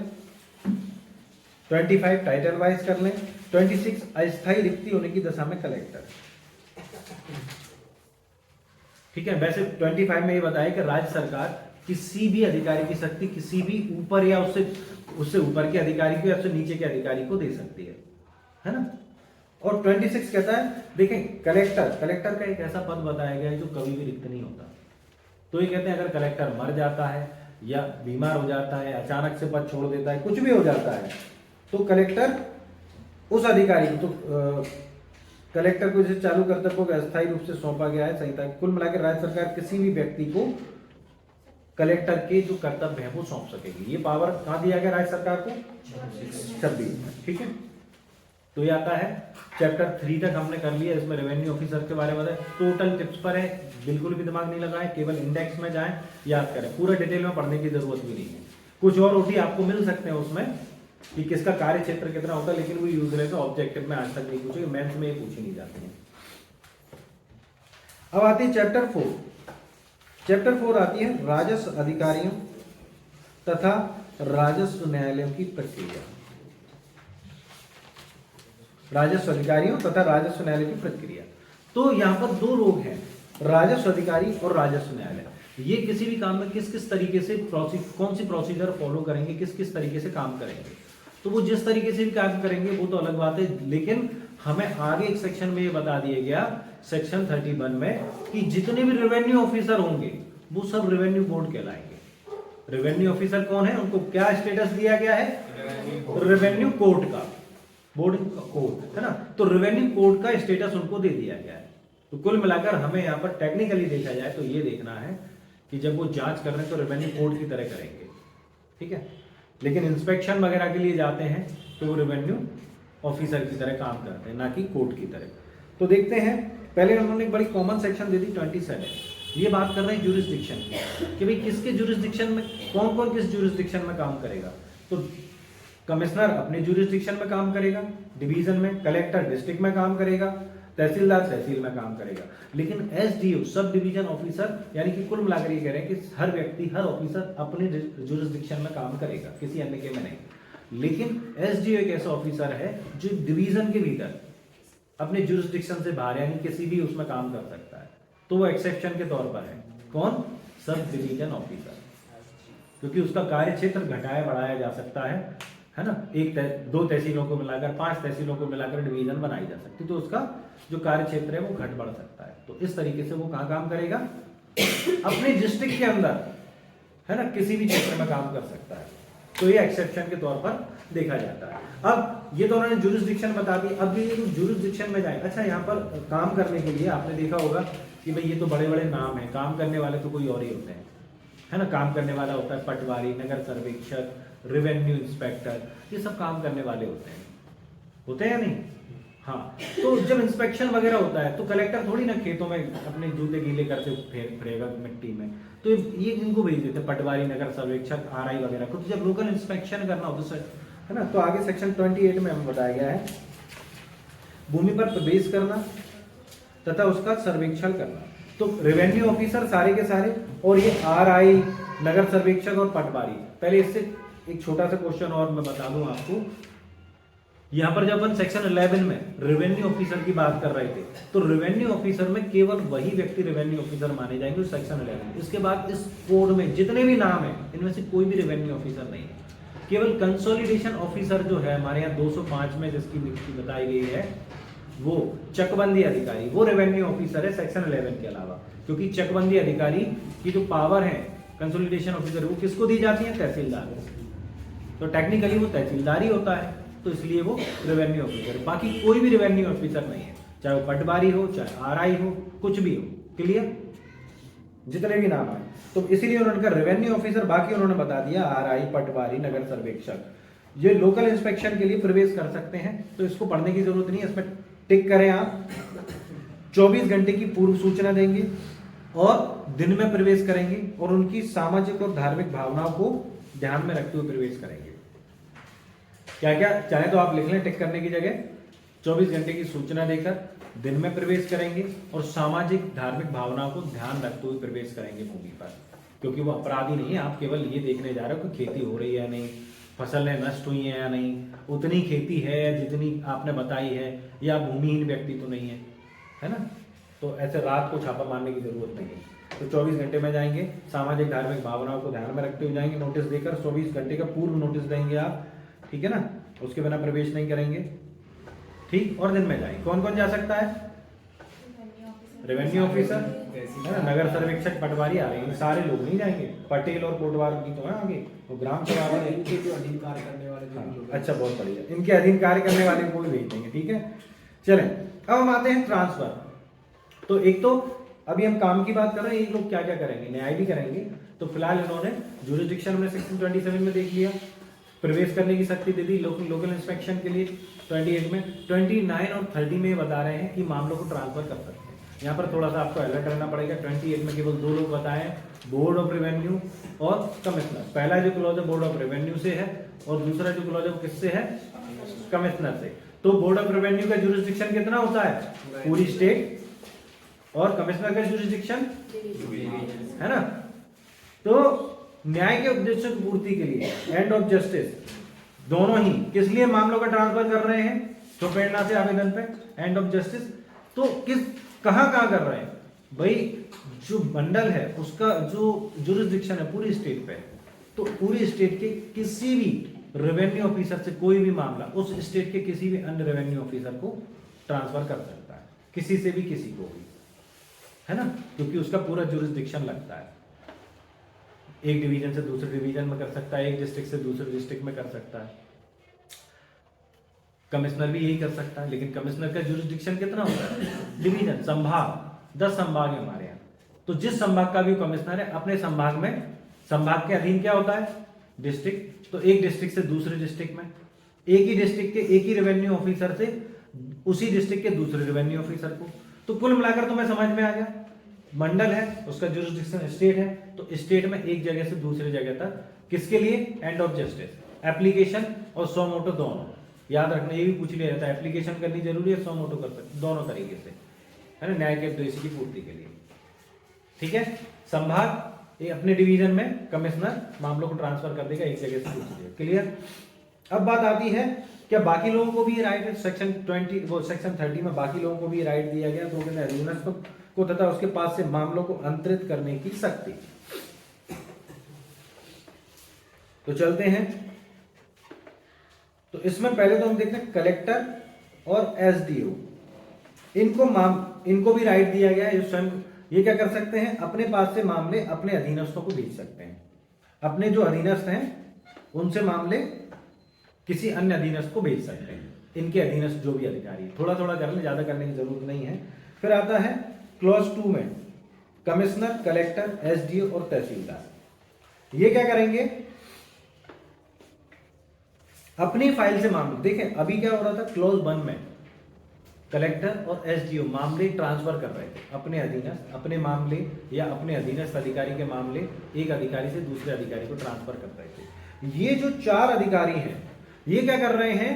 ये मामले ट्रांसफर नहीं कर रहे हैं, ये मामले अपने अधीनस्थ को इंक्वायरी के लिए भेज रहे हैं। इंक्वायरी लास्ट में लिखा है, इंक्वायरी और रिपोर्ट। ये क्या कह रहे हैं? आप इंक्वायरी करें और इंक्वायरी करने के बाद रिपोर्ट हमें वापस भेज दें, फिर हम देखेंगे उसका क्या करना है, ठीक है।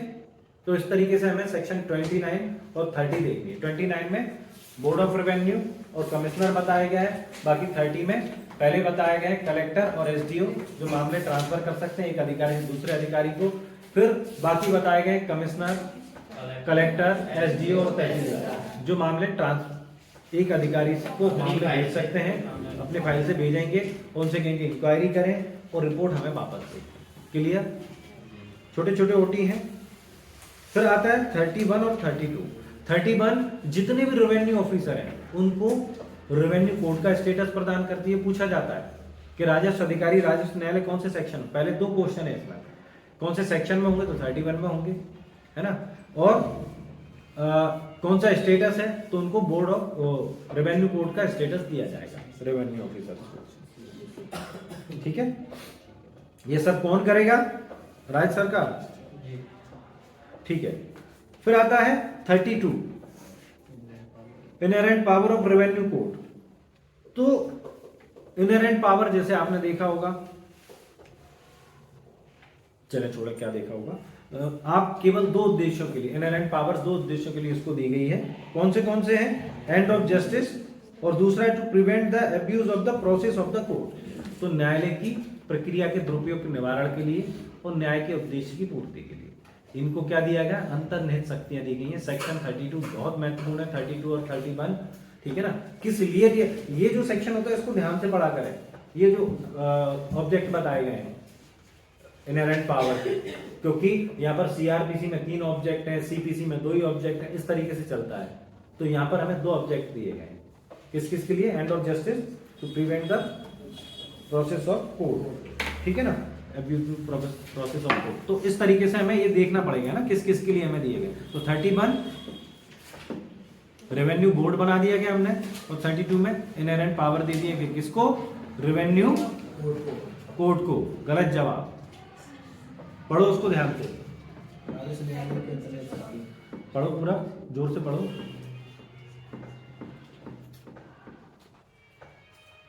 किस किस को दी गई है? अच्छा, राजस्व न्यायालय की है, ठीक है, तुम सही थे। मेरे को याद आ रहा था ऑफिसर्स को भी दी गई। चलो खैर छोड़ो। अब आ जाता है कोड बना दिए, बोर्ड बना दिया हमने, इनहेरेंट पावर दे दिए। अब थोड़ा सा प्रोसेस देख लेते हैं। तो प्रोसेस है, तो प्रोसेस में सबसे पहले हम क्या करेंगे भाई? अगर कोई प्रोसीडिंग करनी है तो लोगों को बुलाएंगे, तो है ना, समन करेंगे। तो क्या करेंगे? 33 व्यक्ति के हाजिर होने तथा दस्तावेज पेश किए जाने की अपेक्षा करने तथा साक्ष्य देने की राजस्व अधिकारियों की शक्तियां।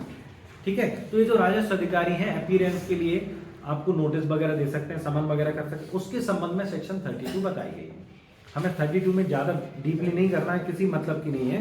तो इसमें बीच में लिखा है कि हाँ हम समन कर सकते हैं। ठीक है, समन कर सकते हैं। ये सेक्शन 132 और 133 के उपबंधों के अधीन रहते हुए सीपीसी के, है ना। यहां पर इसके अधीन क्यों है? क्योंकि यहां पर अपीयरेंस से छूट प्रदान की गई है सीपीसी में महिलाओं को, और मतलब राज्य के प्रमुख होते हैं, प्रेसिडेंट वगैरह ये लोग होते हैं ना, इनको। तो 132 में महिलाओं को छूट दी गई, 133 में प्रेसिडेंट वगैरह जितने हैं, गवर्नर वगैरह, इनको पर्सनल अपीयरेंस से छूट प्रदान की गई है। तो इनको नहीं बुलाया जाए, यहाँ पर भी नहीं बुला। उसके अधीन रहते हुए हम किसी व्यक्ति को प्रोसीडिंग के लिए समन कर सकते हैं। ठीक है, क्लॉज 4 देखें। क्लॉज 4 कहता है कि यदि कोई व्यक्ति हाजिर होने से उसे छूट मिली है या नहीं आ सकता है, तो हम कमीशन निकाल सकते हैं। क्या निकाल सकते हैं? कमीशन। यहां पर आप क्लॉज 4 है उसके सामने मेंशन करें सेक्शन 33 और लिख लें। इसको ऐसे याद करना है 33 क्लॉज 4। आपसे क्लॉज वाइज पूछा जा सकता है ना। कमीशन सीआरपीसी में कौन से सेक्शन में निकाला जाता है? 284। और सीपीसी में ऑर्डर 75 सेक्शन 75 ऑर्डर 26। ठीक है ना, ऑर्डर 26।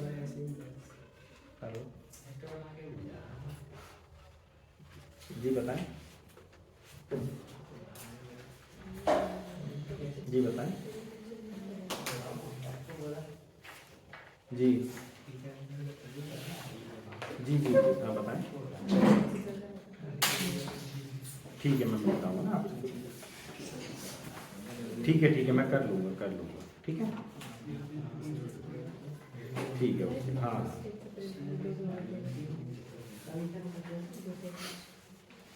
चलो,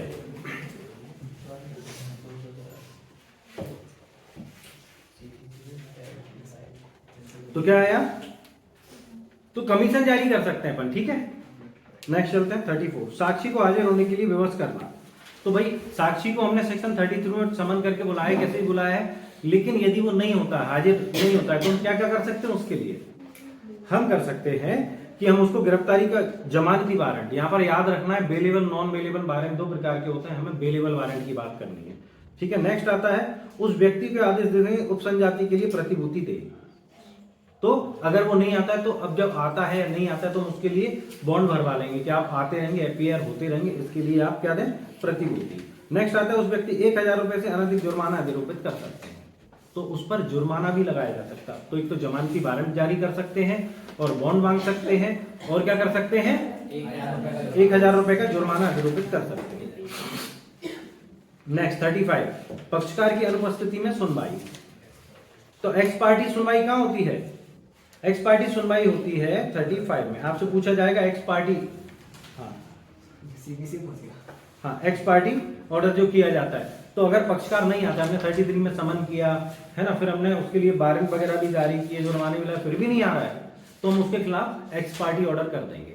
एक्स पार्टी ऑर्डर को सेटिस्फाइड कराने के लिए, समाप्त कराने के लिए कोई भी व्यक्ति ऐसे ऑर्डर किए जाने के दिनांक से 30 दिन के भीतर आवेदन कर सकता है, ठीक है ना। सब क्लॉज 3 में बताया गया 30 दिन के भीतर आवेदन किया जाएगा, ठीक है। 30 डेज याद रखना है। एक्स पार्टी ऑर्डर को सेटिस्फाइड कराने के लिए एप्लीकेशन कितने समय में होगी, विद इन 30 डेज। सुनवाई का स्थगन, एडजॉर्नमेंट प्रोविजो में दिया गया है।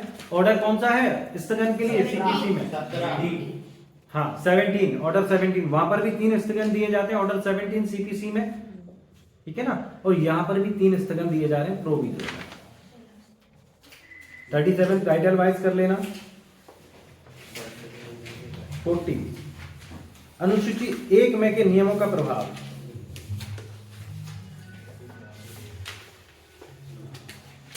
टाइटल वाइज कर लें। 42, राजस्व अधिकारी के आदेश गलती या अनियमितता के कारण उलटने योग्य होंगे। टाइटल वाइज कर लें। 43, ये महत्वपूर्ण है, सिविल प्रक्रिया संहिता का लागू होना। तो यहां पर जो प्रोसीजर लागू होगा, अगर कोई प्रोसीजर नहीं दिया गया तो सीपीसी लागू होगी, ठीक है ना। और सीपीसी के सेक्शन 5 में यह बताया गया है कि सीपीसी के प्रोविजन एलआरसी पर भी लागू होंगे। तो आप यहां पर चाहें तो सेक्शन 5 सीपीसी मेंशन कर लें।